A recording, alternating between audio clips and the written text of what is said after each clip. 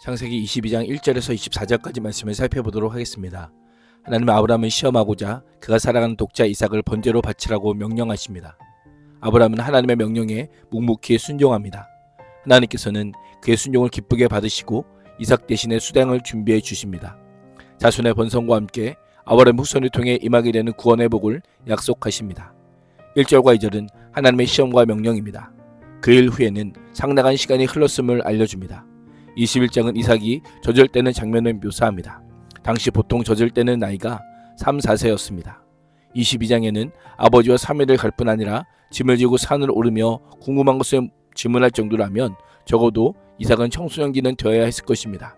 이렇게 본다면 21장과 22장 사이에는 적어도 10년이 넘는 시간의 간격이 있음을 기억해 두어야 합니다. 하나님께서 아브라함을 시험하기 위해 부르십니다. 하나님의 부르심에 아브라함은 내가 여기 있나이다라고 대답합니다. 하나님과 친밀한 관계를 보이며 들을 준비가 되었음을 고백합니다.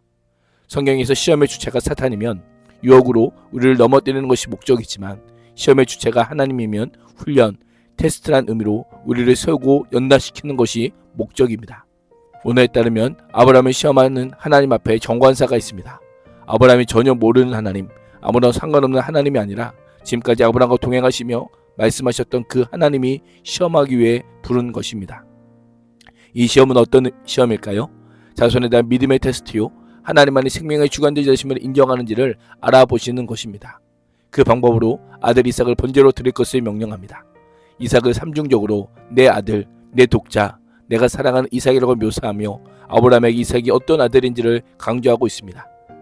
하나님께서는 우리의 믿음을 드러내고 성숙시키기 위해 내려놓음을 요구하십니다. 때로는 가장 소중한 것을 통해 확인하십니다.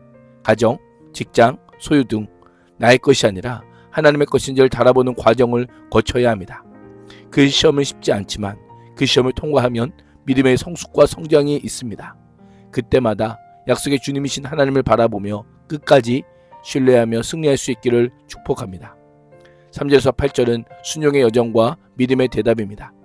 아브라함은 이유를 묻지 않고 즉각적으로 순종합니다. 아침 일찍 일어나 나귀의 안장을 지우고 준비하여 두 종과 이삭을 데리고 하나님께서 자신에게 일러주신 곳으로 나아갑니다. 번제용 나무까지 직접 챙긴 것은 장소와 상관없이 번제를 드리겠다는 믿음의 결단이요, 제사를 위한 완벽한 준비와 순종을 보여주고 있습니다. 아브라함이 있던 부엘세바에서 하나님께서 일러주신 모리아산까지는 약 75km 정도 됩니다. 성경에서 3일은 어떤 중요한 일을 위한 전형적인 준비 기간을 가리킵니다.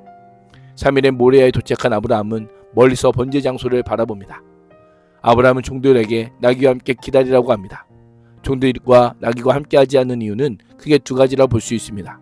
하나는 성소에 제사를 바치러 갈 때에 헌제자만 들어가야 하는 관례 때문입니다. 다른 하나는 종들이 번제를 방해하지 못하게 하기 위함입니다. 아브라함이 이삭과 함께 가서 제사를 마친 뒤 우리가 돌아오겠다라고 합니다. 이것은 바람이나 속임이 아니라 진정한 믿음의 선포입니다. 히브리서는 아브라함이 하나님께서 능히 이삭을 죽은 자 가운데서 다시 살리실 줄 믿고 바쳤다라고 하며 이 시험을 받을 때에 믿음으로 드렸다라고 분명하게 말씀합니다. 아브라함 번제에 쓸 장작을 아들 이삭에게 주고 자신은 불과 칼을 가지고 갑니다. 잠시 후 장작에 눕게 될 이삭이 그 장작을 지고 갑니다. 십자가에 못 박히실 예수님이 십자가를 지고 가시는 모습이 연상됩니다. 길을 가던 중 이삭이 묻습니다. 불과 나무는 있는데 번제할 어린 양은 어디에 있습니까? 아브라함은 하나님이 자기를 위하여 친히 준비하시리라고 대답합니다. 이삭은 아직 자신이 재물이 되어야 함을 모르는 것처럼 보입니다. 아브라함의 대답이 어떻게 들리십니까? 더 이상 아브라함은 자기 힘으로 기업 이을자를 만들어내는 자가 아닙니다. 우리가 돌아올 것이라고 한 것처럼 하나님이 모든 일의 계획과 진행을 책임질 것을 신뢰하며 고백한 것입니다. 9절에서 14절은 아브라함의 결단과 하나님의 인정입니다. 마침내 하나님께서 일러주신 곳에 도착하자 아브라함은 제단을 쌓고 나무를 버려놓은 뒤 이삭을 결박하여 나무 위에 올려놓습니다. 힘으로 하면 이삭은 충분히 도망가거나 몸부림칠 수도 있었을 것입니다. 그러나 이삭은 저항하지 않습니다. 마치 도수생에 끌려가는 흠없는 어린 양의 모습 같습니다. 아브라함이 손에 칼을 들고 아들을 접으려는 그때 여호와의 사자가 하늘에서부터 그를 급히 부르십니다. 아브라함아, 아브라함아. 하나님의 다급한 음성입니다. 하나님께서는 제사를 중단할 것을 명령합니다. 이삭에게 손을 뻗지 말고 아무것도 하지 말라고 합니다. 내가 내 아들 내 독자까지도 나에게 아끼지 아니하였으니 내가 이제야 내가 하나님을 경외하는 줄 아노라 라고 말씀합니다. 아끼지 않았다는 것은 조금도 지체하지 않았다는 의미입니다. 아브라함의 눈을 들어보니 한 수장이 수풀에 뿔이 걸려 있었습니다. 번제와 어린 양이 어디 있느냐라고 한 이삭의 질문에 하나님이 자기를 위해 친히 준비하시라 대답했던 아브라함의 믿음이 단 한치의 오차도 없이 그대로 성취된 것입니다. 거기서 그 수장을 잡아다가 아들 대신에 번제로 드렸습니다. 하나님께서는 죄로 말미암아 영원히 죽을 운명에 처한 우리를 구원하기 위해 대속물로 친히 어린 양을 준비하셨습니다. 바로 하나님의 독생자로 인간의 몸을 입고 이 땅에 오신 예수 그리스도입니다. 어린 양 대신 예수님께서는 이삭을 대신할 수장과 같이 머리에 가시관을 쓰시고 고초를 당하시고 인류 구속을 위한 대속제물로 희생되셨습니다. 아브라함 그곳의 이름을 여호와 이레라고 부르며 하나님의 섭리와 공급하심을 기억하였습니다. 이 고백은 하나님의 보신다는 고백이요 동시에 하나님이 준비하신다는 선언입니다. 이를 통해 언약의 성취가 인간의 결단이나 능력에 달려있는 것이 아니라 철저하게 하나님께 달려있음을 알려주고 있습니다. 아브라함의 모습은 하나님의 명령에 언제라도 따를 수 있도록 하나님 앞에 믿음으로 나오는 인생은 자기를 위해 친히 준비하시는 하나님을 만날 수 있음을 알려주고 있습니다. 15절에서 19절은 하나님의 약속과 축복입니다. 여호와의 사자가 하늘에서부터 두 번째로 아브라함을 부르십니다. 하나님께서는 자신의 이름과 명예를 걸고 자신을 담보로 자신의 거룩함을 걸고 독자 이삭조차 아낌없이 하나님께 바친 아브라함과 그 후손들에게 주어질 복을 선언합니다.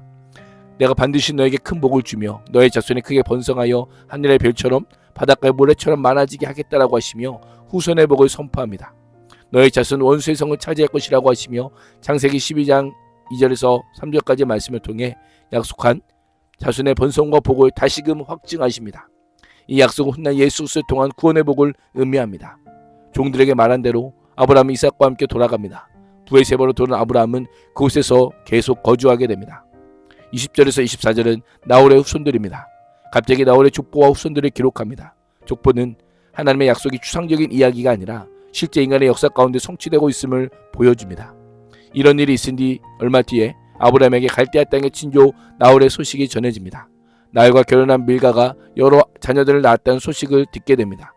나홀은 아내 밀가와 첩 루마에게서 각각 8명과 4명 총 12명의 아들을 얻습니다. 특별히 리브가의 이름의 언급은 이삭의 결혼과 야곱 이야기로 이어지는 연결고리 역할을 합니다. 리브가는 장차 이삭의 아내가 되고 이들의 손자 12명은 이스라엘 12지파의 조상이 됩니다. 결혼까지 아직 20여 년이나 남았지만 이삭의 번제 사건 이후 언급함으로 하나님께서 이삭을 위해 수장을 준비하셨을 뿐 아니라 그를 통해 아브라함의 혈통은 물론 하나님의 구원 역사를 이어가는 일을 예비하시는 여호와 이레임을 보여주고 있습니다. 오늘도 우리가 가진 힘을 내려놓기를 원하시는 하나님, 친히 준비하시는 하나님, 약속을 반드시 지키시고 성취하시는 하나님을 믿으며 신실하신 하나님의 인도함을 따라가는 삶을 살 수 있기를 주님의 이름으로 축복합니다. 기도하겠습니다. 하나님, 시험 가운데 드러난 하나님의 신실하심을 기억하며 인생의 모든 순간마다 하나님의 신뢰함으로 어떤 상황에도 하나님의 약속을 붙드는 삶을 살게 하여 주옵소서. 예수님의 이름으로 기도합니다. 아멘.